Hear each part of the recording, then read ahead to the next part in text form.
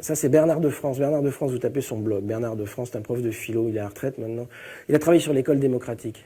Son grand travail, c'est de montrer qu'une école non démocratique, dans son procédé, ne peut pas être une école de la démocratie.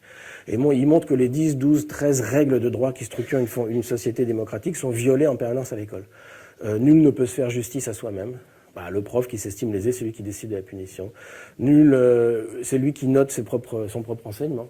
Nul ne peut être commis pour un crime qu'il n'a pas commis, donc les punitions collectives. Enfin, oui, ça c'est le travail de Bernard de France. Mais alors il a montré un truc génial, c'est que l'école réalise constamment une confusion entre l'erreur et la faute.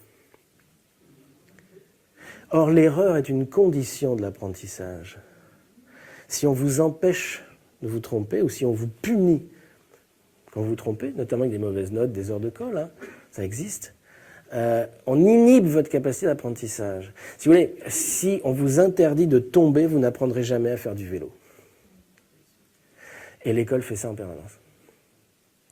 Il y a un enseignant, un institut qui a essayé une méthode nouvelle, il a raconté ça, il dit, je me suis dit au fond, mais pourquoi on note les fautes? Pourquoi on note pas les mots qui sont bons? Et donc, il dit sur 100 mots, dans une dictée, si j'ai un gosse qui a 10 fautes, mes collègues vont lui mettre 0, puisque c'est 10 fautes 0. Mais il dit, ça veut dire qu'il y a 90 mots qu'il a écrits correctement.